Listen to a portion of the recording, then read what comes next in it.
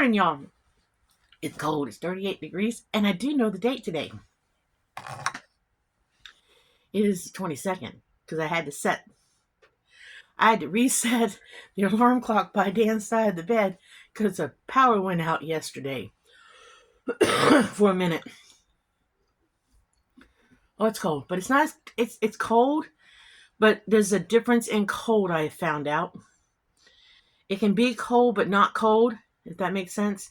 And then the temperature can be higher and be really cold. I think it has something to do with the wind and whether or not the sun's out, the dampness in the air.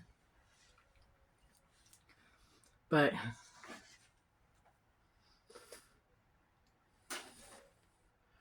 our plans are to go into town and send a box to Pennsylvania for Christmas. We've been holding off. I've been holding off to send it because I've been waiting to see. I wanted to get all my bills paid, and then I wanted to see if I could squeeze everything into a flat rate box. So I was able to get everything into one flat rate, $30-some box. I think it's $32. And then for packing material, this is a funny one. For packing material, I packed everything with some legging pants that I don't wear no more, that are kind of too big on me.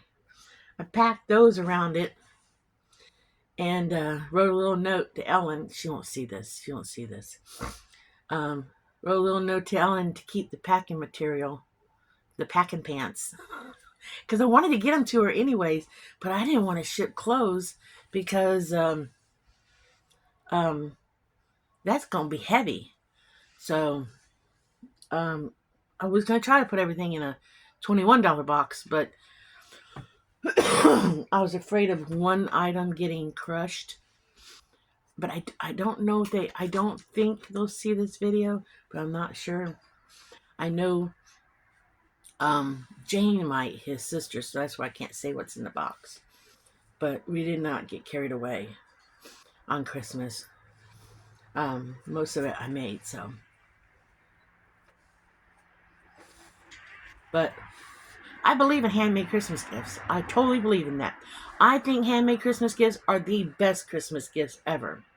You can go out and buy anything, but I believe in handmade Christmas gifts because I think those are the best gifts ever, personally.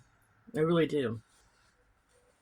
And this year I wished I had had more time, but with everything going on with Dan's knee surgery, I know I'm using that as an excuse, but it is. But and I never got a chance to really. I told Dan, I let it happen. I let it happen. I never really got a chance to get all my craft stuff sorted out because I really wanted to have the great grandkids, do a handmade Christmas gift for their mom and dad, and I never really got a chance to really sort through all that stuff. And told Dan after the winter or whatever, we're definitely going to sort that stuff because I really want the kids to do more handmade gifts next year. I'd like them to do a handmade gift for their mom and dad. I have an idea. This is some of the strongest coffee I've ever drank. I love my husband to death, but I fix the coffee thing every night, and he's been adding more coffee to it, and I swear that could grow hair on your chest, ladies. Oh, it is so strong. I added more creamer to it. But I told Dan, I get up a little bit later than he does. I told Dan, I don't know if I want coffee this late anymore if it tastes like that. Not upset with him at all. No, I'm not. Because he makes me a cup. But I'm telling you right now, that sucker right there will keep a truck driver away.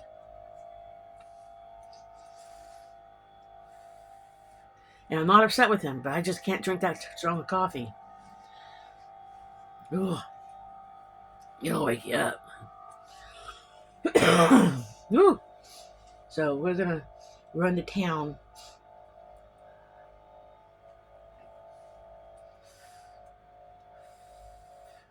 Dan wants to get me a little something for Christmas. I told him not to. I don't really want anything. That's the thing. I don't want nothing. There's nothing I really need. There's nothing I really want. I mean, there's nothing I want. I don't want nothing. There's nothing I really need.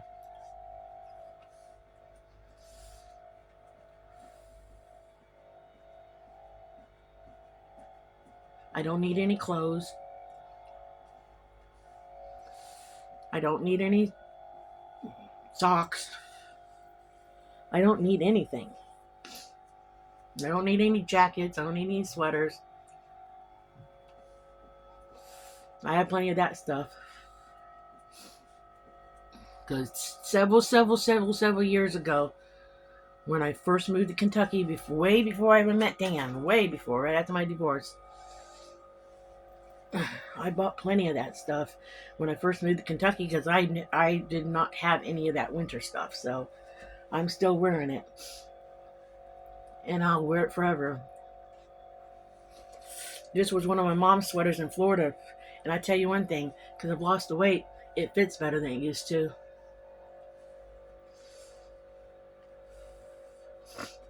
And I enjoy wearing her sweater. I think I enjoy wearing her sweater more than any sweater I bought.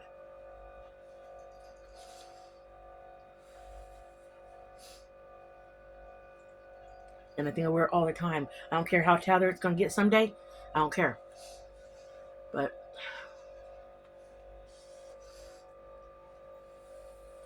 in fact, I've donated some of my I've given away some of my sweat zipper hoodies and stuff. There's some people I think could use them because I could have kept them, but I figured these people needed them, so I gave them away. I got a bag of clothes over here that I was not going to get rid of, but somebody needs it, so I'm giving it away. Somebody just stole all their clothes, so I'm giving that away. Got a bag of clothes sitting here to go.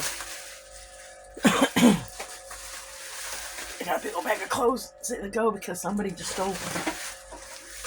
They let somebody in their house to stay, and they got mad at them and stole all their clothes. They don't even wear them. They just stole them to be mean. That's not right. So I went digging through stuff that I was going to hang on to and wear this winter, like on top of other pants just because it was cold. And I was like, let me see what I can come up with. So I came up with a bag full of clothes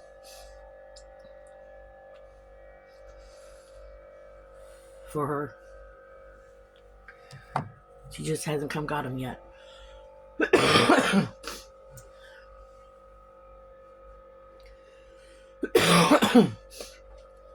But I do for people whenever I can. Oh, this is strong coffee. Yes, I put marshmallows in my coffee. I dehydrated some the other day for hot cocoa. And I dehydrated them because that wood burning stove in the house, it's near my kitchen. You guys saw in the video, and it was melting them in the bag. But also at the same time, if I dehydrate them, it hardens them up and it preserves them longer. And I can throw them in hot cocoa throughout the winter season, and they're good that way. They're really good, and it's cheaper than buying the little hard ones. You know what I'm talking about? Because I think you can get a bag of marshmallows at Dollar Tree for $1.25. If you've never had just about 4 to 6, maybe 8 little marshmallows in your coffee, try it. It's good. I mean, it makes for sweet coffee, but it's good. I only do one cup of coffee a day, and I usually drink only half of it. So try it if you like sweet coffee. And believe me, today nothing's going to help this coffee. Nothing's going to help. I don't know what to do with this man because He loves his coffee, and I understand that. But ooh, ooh, he makes it strong. I told him, I said, I'll just clean the coffee container thing. That way you can just fix it however you want to fix it in the morning. Because if he adds more coffee than what I add, ooh, oh, it's strong. I think I've been better off with a cup of hot chocolate this morning than I would have with a cup of coffee.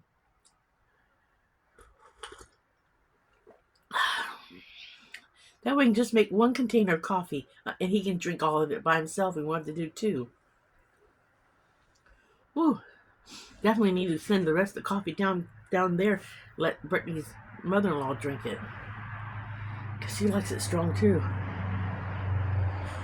Mm. Strong coffee. That'll wake you up. But we're gonna go to town. There's something else we need. Oh, I got a Christmas gift idea for Jeffrey. I can't say it because they do watch the channel, but it's not going to cost me a lot of money. And I got one for his mother-in-law idea because she's here. I want to give her a gift. No, some people might not agree with the gift, but that's okay. And then Mikey's sister's here, and I don't know if she'll be here for Christmas or not.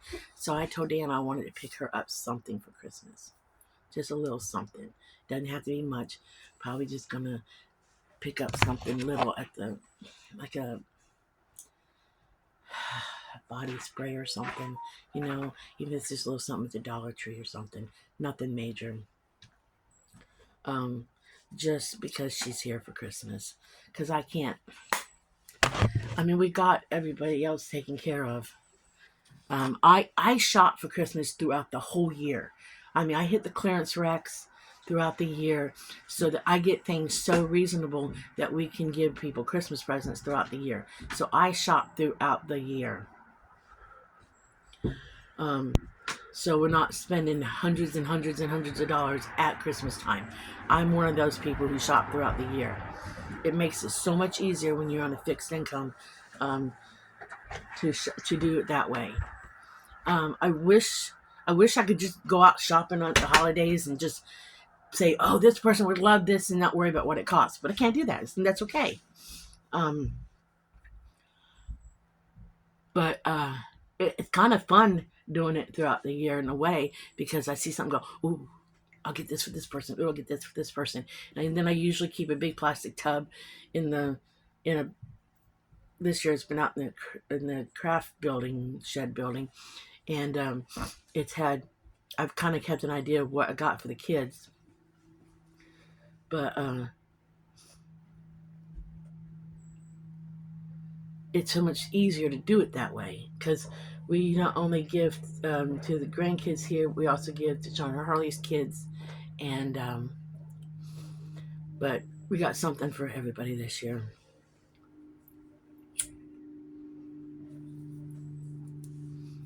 So I'm having another cigarette.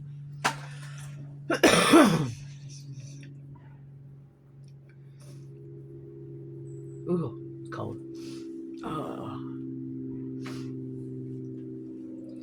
Oh, and I got a recipe I want to try. Last night, Jeffrey was going to the store to get stuff to make what they call Marzetti, okay? And I was like, what the heck is Marzetti? I had never heard of Marzetti, okay? And they make it two different ways down at Brittany's house. So she said, I don't like how Jeffrey makes it. I'm like, well, what the heck is it? So she proceeded to tell me what Marzetti was. Well, then I was like, well, I know it's probably not the way they make it, because I love them to death, but I've come to realize that they don't make things the way they usually are. So I came back up to the house and I was like, I gotta look it up. And Dan says, well, it can get expensive to make Marzetti. So I looked it up. Marzetti is originally an Ohio dish, okay? So it was originally made by Teresa Marzetti in Columbus, Ohio. So it's an original Ohio dish from Columbus, Ohio. And Teresa Marzetti, the family owned Marzetti's restaurant. It closed, I believe, in 1972. She named the dish, it's not called Marzetti. It was originally called Johnny because she named the dish after a brother named Johnny. So originally the dish was called Johnny.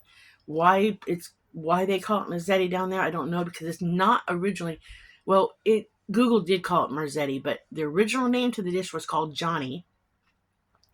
When I looked it up, because Brittany and Jeffrey, they not fight, but they disagree on how it's made. Jeffrey makes it with ketchup, pasta, cheese, and meat. Brittany likes it with spaghetti sauce, pasta, meat, and cheese. Well, that's only 4 ingredients. It has a whole lot more ingredients in it. I call that poor man's version, their version. So I looked it up. There's a lot more ingredients to it. There is pasta, there is meat, there is cheese, but there's usually 2 types of cheese. The pasta usually used is elbow and I think panini pasta or egg noodle. I can't remember which one, but elbow macaroni was the first. Is one of the first ones that was used. I believe it's the original. There's other ingredients. It's like at least a minimum of 10 ingredients used in this dish. They only use 4. So I told Brittany I was going to make it. When I do make it, I'm going to make it more traditionally because I found a recipe when this guy told the whole history on Google when he wrote an article about the whole history on it, because the restaurant closed, I think told you in 1972. I mean, the local schools around here made the dish back in the day. The lunchroom cafeterias made the dish. It was a very popular dish back in the, I guess, before 1970, back in the 50s and 60s. I guess it was a very, very popular dish. It has its roots in Ohio. So I'm going to, at some point, make it. I don't know when, but at some point, unless I forget to do it. But I also want to make one of my viewers, I can't remember the name, I have to go back and look at the messages, mentioned lasagna soup. And I looked that up too, and I'd like to make that, but I'm going to put a twist on lasagna soup.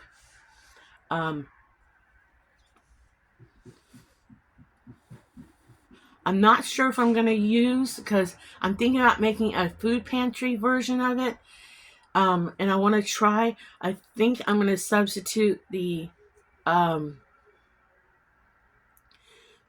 noodles for egg noodles. I think that's the substitution I'm going to make on that. But I think I want to try to make the lasagna soup, because I've been thinking about that too.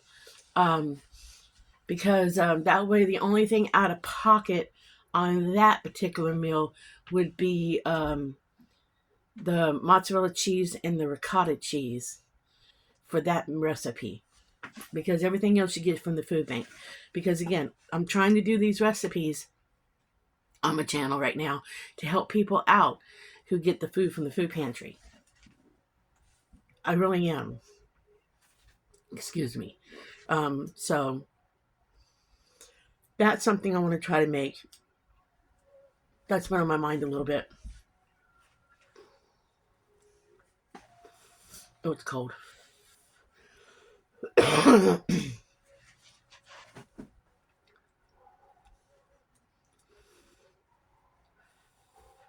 So those are a couple recipes I want to play with. I don't want to do them back to back because that's 2 tomato dishes back to back. But go back to the Marzetti or the Johnny. I'll be calling it Johnny when I make it because that's the original name to the dish.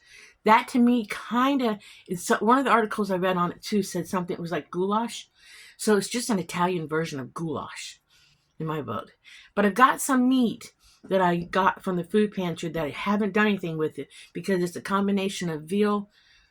It's a 3 meat combination, and it says it's great for a meatloaf. But I'm wanting to use it some other way. But it's got like veal in it, pork in it, and beef in it, I think. And I haven't quite decided how to use that yet. So I got to figure that out.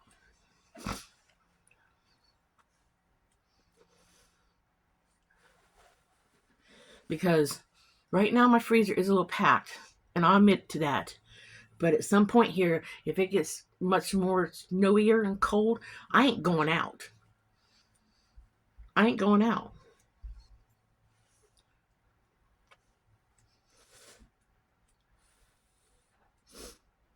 I will only go out the second Friday of the month if possible, because before somebody criticizes, Dan is entitled to a senior box now because he's hit that age and he's on the list.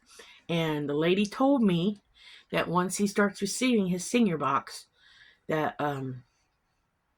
if we miss any time, we get kicked off the list. So he's on a waiting list, but the moment his name gets put on the list to get it, if we miss 3 times, we get kicked off the list.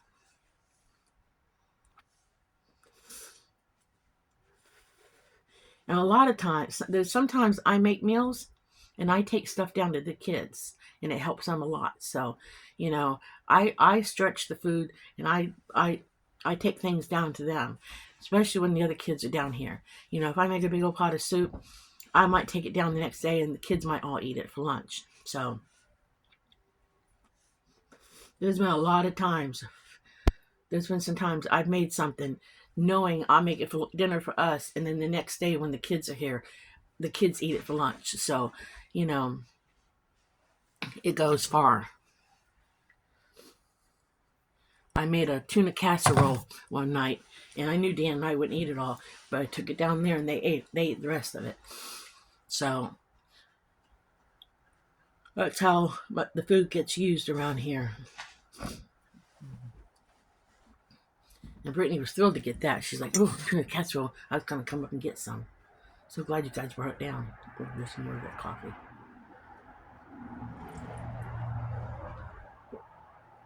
I don't think I can finish this whole cup of coffee. I think a couple more swigs and I'm done for the day. The marshmallows aren't even helping. They're not even helping today. This is hair washing day too, because my hair is so dry feeling in the cold weather. Oh, that's the bad thing about long hair. It takes forever to dry, and it's so cold that I don't wash it all the time. But it's not all greasy and nasty, so that's okay. It's a lot of upkeep to have long hair.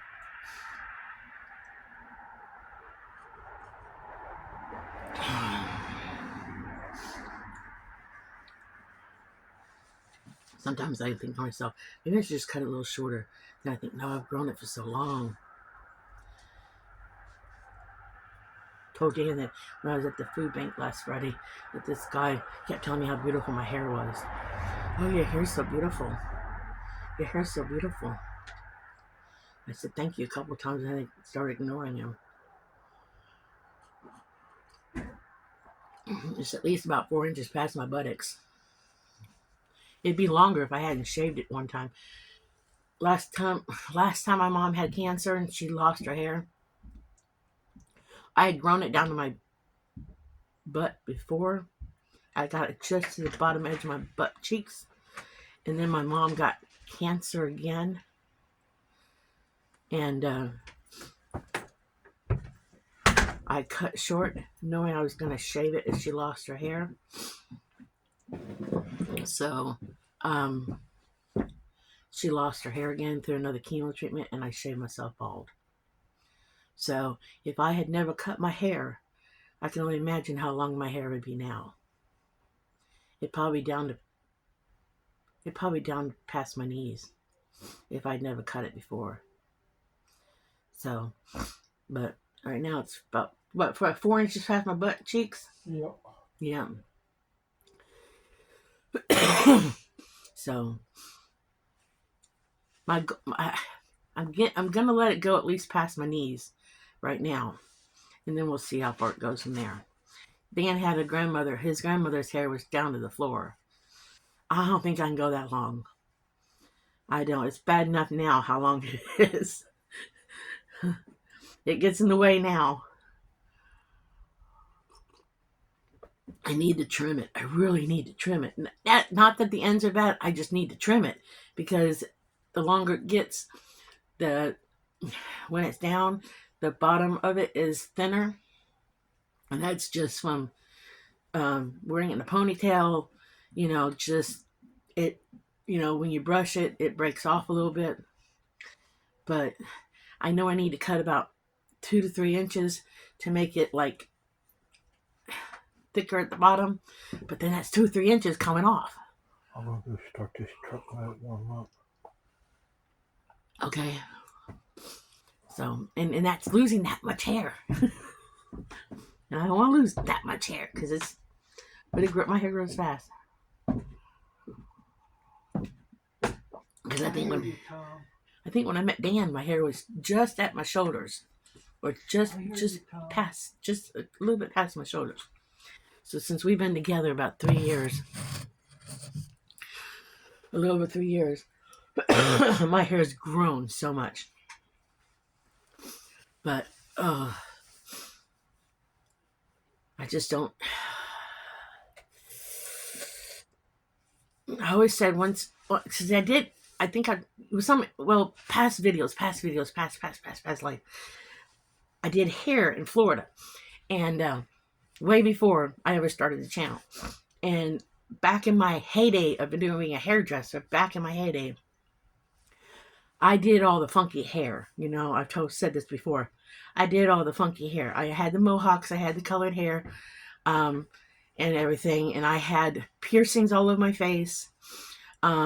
In fact, at one time in my career, when my son was little, I was asked to be a stage artist for hair shows and stuff, but through Paul Mitchell. But the problem with that was I'd had to travel all over because I wore the asymmetrical hair. Oh, I remember this haircut. It was an asymmetrical haircut back in the late 80s, 90s, where one side of my head was completely shaved. I had a tail down the back, and I had etchings in the side of my head, and my hair stood straight up and all out. Oh, what I did with my hair. And a Paul Mitchell representative asked me if I would go to hair shows and be a stage artist and demonstrate on stage, but you would have to travel all over. And I could not leave my kid. I just could not do it. Because one company I worked with, Supercuts, I used to travel up and around Florida setting up new shops for them, and that was enough time away from my kid because I'd have to go for a week or two at a time and go set up a new shop and stay at hotels and stuff and set up a shop. And that was I did not really enjoy that so much, being away from Nathan and Katie. So that was enough of experience to see what it would be like away from your kids, and I didn't like that. So I even stopped doing that for them. So that gave me a taste of what it would be like to be away from your kids. And after a year of doing that, I was like, no, I want to do that. But it was nice to be offered that. Probably would have made good money doing that, but I didn't want to do that because when I worked for Supercuts, because they back in the day, I don't know what their shops are like now, but back in the day, they always had when you walked in, the waiting area was down, and then you walked up steps to go to the platform, so it was kind of a platform situation. And I had kind of a presence back then, on the floor with the hair and the piercings and stuff. But I said once I got out of hair, the hair was going to go normal and the piercings came out. So, and that's what happened. Because I did not want my customers recognizing me in public, and I was going to be done with hair. So that's what happened. When I took them all out, my daughter's like, my mom's gone. Because I had my eyebrows done, I had this done, I had both sides of my nose, I had Marilyn Monroe, I had this, I had it all. But that was a different person. I mean, not a different person, that was a different part, that was a different time in my life. See, that's why I say, in the past, I've said, your life is like a road you travel. You know, you have different moments in your life down your road. It's like a dirt road, and there's different. I've said it like there's different things you come across in your dirt path. You know, that was just a time of my life. You know, that's why I say when people have bad times, you're just hitting those potholes in your life. You know, or that mud puddle in your life. You know, you're going to hit that gravel or that smoother road eventually.